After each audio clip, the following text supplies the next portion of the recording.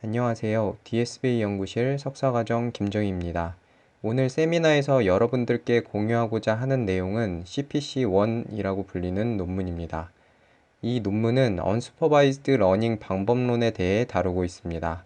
일반적으로 대부분의 논문이 방법론을 한 가지 도메인에 적용하는 반면 해당 논문은 음성뿐만 아니라 이미지 텍스트에 해당 방법론을 적용하는 방법에 대해 다루고 있습니다. 이 논문에서 Unsupervised Learning을 이용하여 달성하려는 목표는 Unlabeled 데이터를 이용하여 좋은 리프레젠테이션 벡터를 생성하는 모델을 만드는 것입니다. 이러한 방법론이 필요한 이유는 일반적으로 타겟 태스크에 대해 레이블드 데이터가 적기 때문에 Unlabeled 데이터에서 패턴을 파악하고 추출하여 타겟 태스크의 성능을 향상시키기 위해서입니다. 이 목표를 달성하기 위하여 먼저 좋은 리프레젠테이션 벡터에 대한 정의가 필요한데요. 해당 논문에서 말하는 좋은 리프레젠테이션 벡터에 대한 정의는 여러 논문들마다 다르고 사회적 합의가 이루어지지는 않았습니다. 다만 해당 논문에서 주장하는 좋은 리프레젠테이션 벡터는 하이레벨 인포메이션을 의미합니다. 그 이유는 일반적으로 우리가 풀고자 하는 문제가 하이레벨 프로블럼이기 때문입니다. 아래 그림에서처럼 이미지 분야에서 우리가 일반적으로 풀고자 하는 것들은 객체의 위치, 객체의 움직임 등과 같은 하이레벨 태스크입니다. 또한 음성에서도 감성 분석, 대화 주체 파악 등의 문제에 관심 있어 합니다. 따라서 논문에서 모델 학습을 통해 추출하고자 하는 것은 하이레벨 인포메이션이라고 볼 수 있습니다.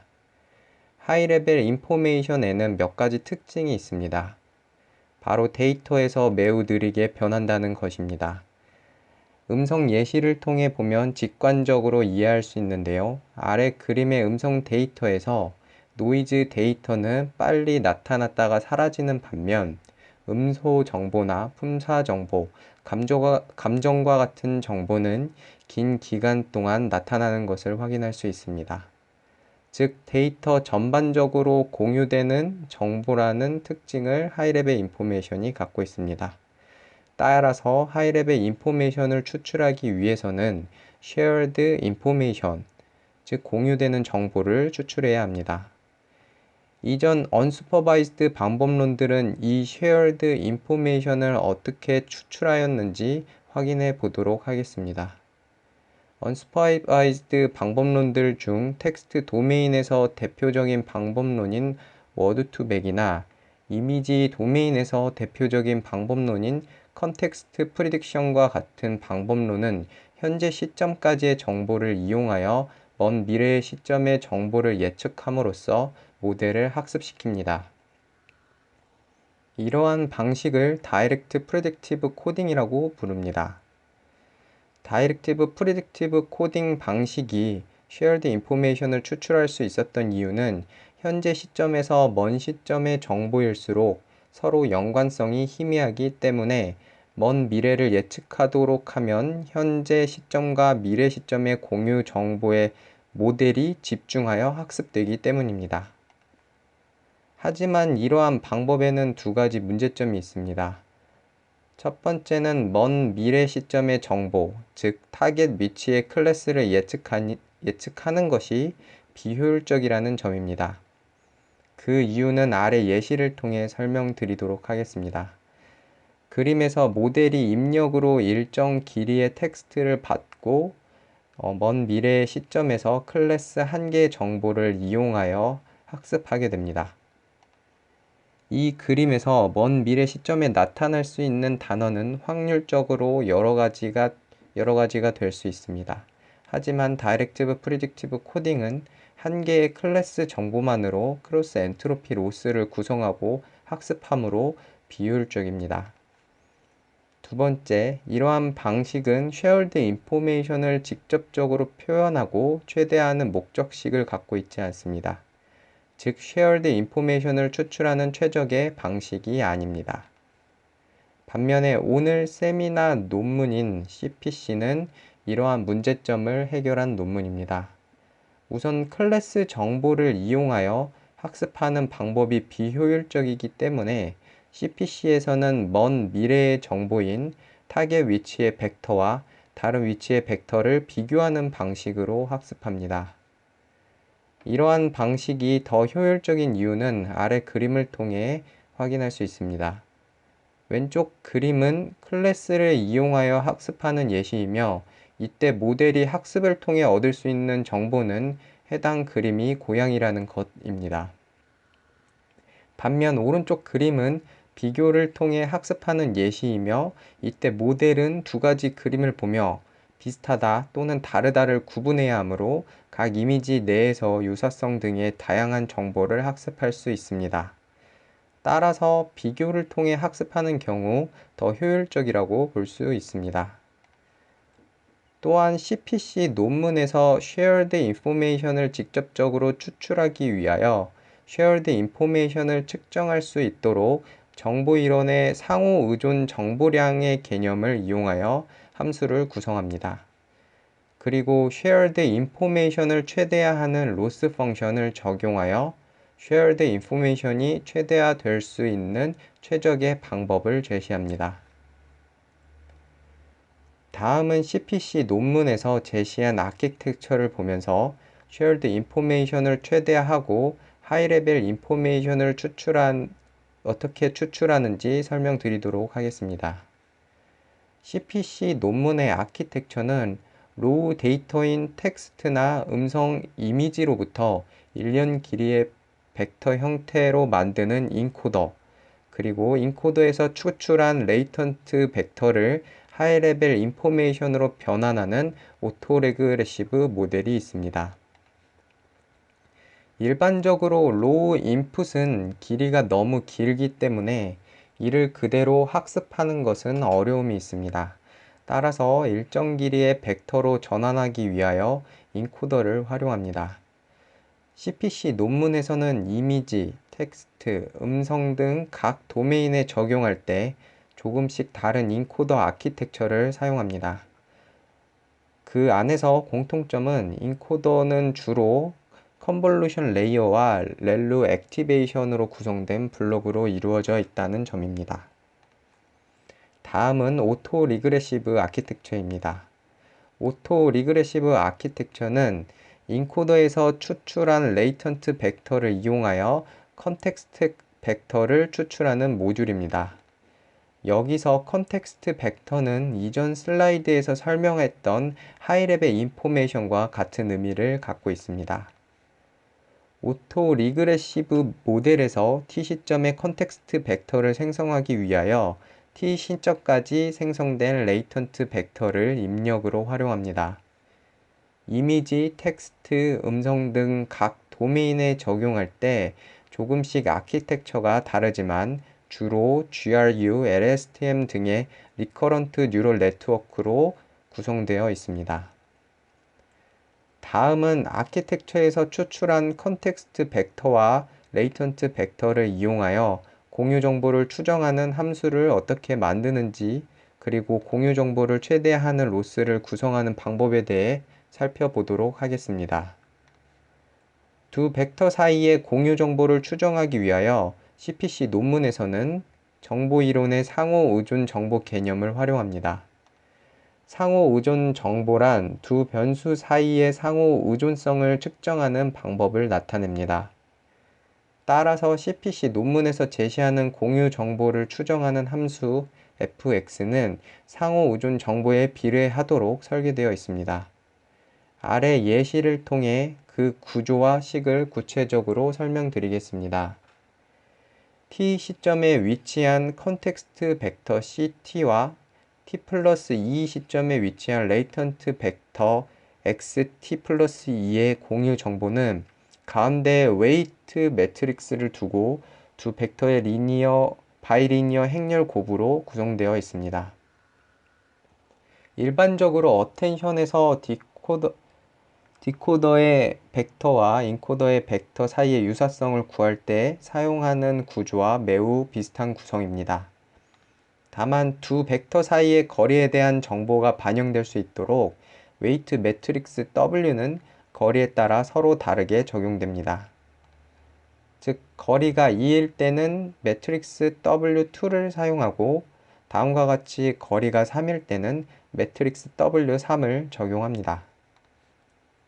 다음은 공유 정보를 최대화할 수 있는 info NC 로스를 구하는 방법에 대해 설명드리겠습니다.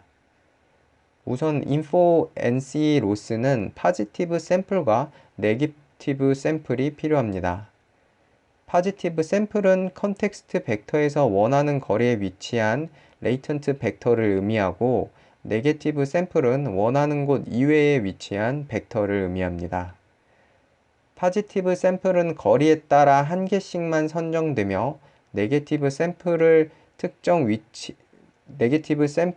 특정 위치를 제외한 모든 샘플을 의미하므로 네거티브 샘플을 통하여 무작위로 원하는 개수만큼 추출합니다. 다음은 파지티브 샘플과 네거티브 샘플을 이용하여 info NC 로스를 구성하는 식입니다. info NC 로스의 분모는 네거티브 샘플과 파지티브 합으로 구성되어 있으며 분자는 파지티브 샘플로 구성되어 있습니다. 즉, 이 식이 의미하는 것은 파지티브 샘플과 선택된 네거티브 샘플 중에서 파지티브 샘플이 선택될 확률입니다. 이 확률을 최대화하는 것이 info NC 로스를 최소화하는 것과 동일하며 이를 통해 shared information을 최대화할 수 있습니다. 이 식에 대해 직관적으로 이해해보면 info NC 로스가 최소화되기 위해서는 분자의 파지티브 샘플은 커져야 하고 분모는 작아져야 하므로 네거티브 샘플만 작아져야 합니다. 그렇게 되려면 모델의 오토 리그레시브 모델은 파지티브 샘플이 최대화될 수 있도록 데이터에 있는 shared information을 잘 추출하여 컨텍스트 벡터를 생성할 수 있어야 합니다. 또한 파지티브 샘플은 크게 하고 네거티브 샘플은 작게 하려면 거리에 따른 웨이트 매트릭스 W는 거리에 대한 정보를 잘 유추하도록 학습되어야 합니다. 즉, 이 식을 통해 모델은 데이터 안에 있는 shared information을 잘 추출할 수 있으며 오토 리그레시브 모델을 통해 추출된 컨텍스트 벡터는 shared information이 담긴 하이레벨 information을 벡터 형태로 생성할 수 있습니다. 다음은 CPC를 통해 생성된 벡터를 음성이나 텍스트, 이미지 등에 활용했을 때 성능 변화와 관련된 실험을 보도록 하겠습니다. 먼저 음성과 관련된 실험부터 보도록 하겠습니다. 음성 도메인에서 활용하는 데이터는 리버 스피치 데이터셋입니다. 이 데이터는 라벨이 없는 약 700시간의 영어 말하기 모음 데이터입니다. 이 데이터에서 100시간을 샘플링하여 모델을 프리트레이닝 하는데 활용합니다. 그리고 칼디 툴킷을 활용하여 샘플링된 데이터를 라벨링하고 모델을 파인 튜닝 하는데 활용합니다. 음성 도메인에서 테스트 항목은 총 두 가지입니다. 하나는 음성이 누구로부터 발화되었는지 화자를 구분하는 태스크이고, 다른 하나는 음성의 일정 길이에서 41가지 음소를 구분하는 태스크입니다. 음성 도메인에서 CPC 아키텍처는 아래와 같습니다. 인코더는 컨볼루션 네트워크와 렐루 액티베이션으로 구성된 5개의 블록으로 구성되어 있습니다. 오토 리그레시브 모델로는 GRU를 활용합니다. 음소를 구분하는 태스크를 예시로 CPC를 적용하는 방법에 대해 설명드리겠습니다. 우선 프리트레이닝 단계에서는 언레이블드 데이터를 이용하여 CPC 안에 있는 인코더와 오토 리그레시브 모델을 학습합니다. 그 후에는 CPC 아키텍처의 웨이트는 고정시킨 채 한 개의 리니어 클래시파이어를 위에 위치시킵니다. 그리고 레이블드 데이터를 CPC 아키텍처에 통과시켜 리프레젠테이션 벡터를 추출합니다.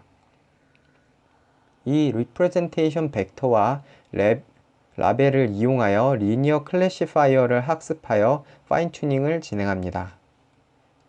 비교 모델은 총 3가지로 4가지 모델을 구성하여 비교합니다. 첫 번째 비교 모델은 MFCC 피처를 활용하여 학습한 리니어 클래시파이어입니다. 두 번째 비교 모델은 프리트레이닝 되지 않은 CPC 모델을 활용하여 데이터로부터 벡터를 뽑은 후 이를 입력으로 활용하여 학습한 리니어 클래시파이어입니다. 세 번째 모델은 이 논문에서 주장하는 CPC 모델로 프리트레이닝을 한 후 CPC 모델을 활용하여 데이터로부터 벡터를 뽑고 이를 입력으로 활용하여 리니어 클래시파이어를 학습한 모델입니다. 네 번째 비교 모델은 CPC 아키텍처를 그대로 활용하되 프리트레이닝 없이 슈퍼바이스드 방법론으로 학습한 모델입니다. 이때 CPC 아키텍처의 웨이트도 함께 학습합니다. 이 4개의 모델을 비교했을 때 세 번째 비교 모델과 네 번째 비교 모델이 거의 비슷한 성능을 보였습니다.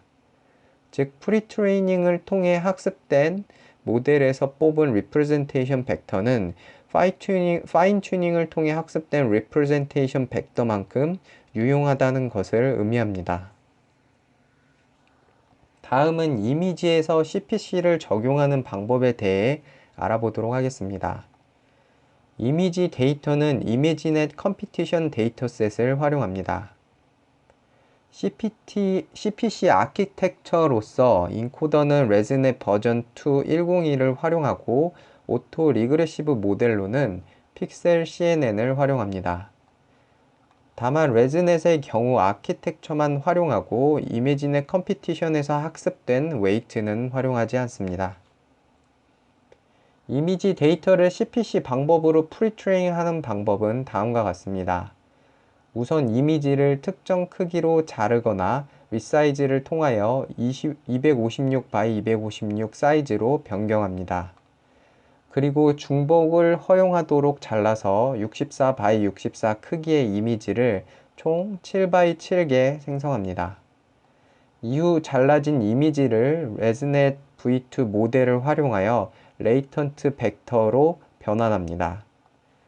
레즈넷의 컨볼루션 네트워크를 통해 이미지로부터 벡터를 추출할 경우 여러 개의 채널이 존재하는데 민플링을 통하여 통합합니다. 즉 레즈넷을 통해 추출된 레이턴트 벡터의 모습은 7x7x1024와 같습니다. 이 레이턴트 벡터로부터 컨텍스트 벡터를 추출하기 위하여 픽셀 CNN 방법을 적용합니다. 픽셀 CNN 방법이란 특정 위치에 컨볼루션 연산을 적용하기 전에 특정 위치의 오른쪽과 아래에 표기된 벡터는 마스킹을 하는 것을 의미합니다. 즉 그림에서 11번째 위치한 곳에 컨볼루션 연산을 적용하기 전에 12번째, 17번째, 18번째, 19번째 해당하는 위치의 벡터에는 마스킹을 적용한 후 컨볼루션이 해당 위치를 참조하지 못하도록 적용합니다. 이렇게 생성된 컨텍스트 벡터와 레이턴트 벡터를 활용하여 인포 NC 로스를 구성하는 방식은 아래 그림과 같습니다. 생성된 벡터는 공간에 대한 정보를 담고 있으므로 거리에 따른 포지티브 벡터를 같은 컬럼 안에 있는 레이턴트 벡터에서 추출합니다. 네게티브 벡터는 컬럼 안에 없어도 되므로 컨텍스트 벡터를 생성할 때 보지 못한 곳에 위치한 모든 벡터로부터 무작위로 추출하여 구성합니다. 학습된 모델에 파인 튜닝을 적용하는 방법은 아래와 같습니다. 우선 프리트레이닝을 통해 학습된 인코더와 오토 리그레시브 아키텍처의 웨이트는 고정시키고 이미지로부터 리프레젠테이션 벡터를 추출하는 용도로 활용합니다. 추출된 리프레젠테이션 벡터는 크기가 7x7x1024이므로 민플링을 통하여 한 개의 벡터, 즉 1024 크기의 벡터로 통합합니다. 이를 리니어 클래시파이어에 넣어 학습하는 데 활용합니다. 이미지에서 비교 모델은 기존 언슈퍼바이즈드 방법론들로부터 추출한 벡터로 학습한 리니어 클래시파이어입니다. 기존 언슈퍼바이즈드 방법론의 예시로 2015년 ICC-V에서 공개된 컨텍스트 프리딕션과 직소 퍼즐에 대해 간략히 설명드리겠습니다. 컨텍스트 프리딕션은 이미지에서 특정 크기의 패치를 추출하고 가운데 패치를 기준으로 나머지 패치의 위치를 추정하도록 모델을 학습하는 방법론입니다. 직소 퍼즐 방법론은 이미지 패치를 무작위로 섞어 모델의 입력으로 활용하고 각 패치의 위치 및 순서를 추정하도록 학습하는 방법입니다. 이 실험을 통해 알 수 있는 사실은 CPC를 통해 추출된 representation 벡터가 다른 방법론에 비해 뛰어나다는 것입니다. 다음은 텍스트에서 CPC 방법론을 적용하는 방법에 대해 설명드리겠습니다. 텍스트에서 CPC 프리트레이닝으로 활용할 데이터는 북코퍼스 데이터셋입니다. 파인 튜닝에서는 영화 감상 리뷰 데이터, 고객 리뷰 데이터, 의견 극성 데이터 등이 활용됩니다. 텍스트 도메인에서 CPC 인코더 아키텍처는 한 개의 컨볼루션 레이어로 구성되어 있으며 오토 리그레시브 모델로는 한 개의 GPU를 활용합니다. 비교 모델을 개발하기 위하여 스키그램 방법론을 활용하는데 스키그램 방법론은 텍스트 도메인에서 활용하는 언슈퍼바이즈드 방법론으로서 특정 위치의 문장을 모델의 입력으로 활용하고 그 문장의 앞문장과 뒷문장을 모델이 출력하도록 학습하는 방법론입니다. 스킵그램 방법론으로 학습된 모델에서 추출된 리프레젠테이션 벡터를 활용하여 리니어 클래시파이어를 학습하고 이를 비교 모델로 활용합니다. 이 실험을 통해 알 수 있는 사실은 CPC 논문에서 생성된 리프레젠테이션 벡터가 스킵그램 방법론을 통해 생성된 리프레젠테이션만큼 유용하다는 사실입니다. 스킵그램은 복잡한 모델링이 필요하며 학습하는 데 많은 시간이 필요한 반면 CPC는 간단하고 빠르게 학습할 수 있습니다. 즉 CPC는 적은 시간과 비용으로 스킵그램과 비슷한 성능의 리프레젠테이션 벡터를 생성할 수 있다는 것입니다. 이렇게 CPC 논문은 다양한 도메인에 적용이 가능하며 그 효용성을 입증하였습니다. 이후에 나온 논문들은 CPC 방법론을 활용하여 각 도메인에서 더욱 적합하도록 설계되어 있으며 특히 이미지와 음성 분야에 잘 활용되고 있습니다. 텍스트 분야에서는 이 방법론이 잘 활용되고 있지는 못하는데 그 이유를 개인적으로 생각했을 때에는 동일한 시기에 나온 버트가 더 좋은 성능을 보였기 때문인 것 같습니다.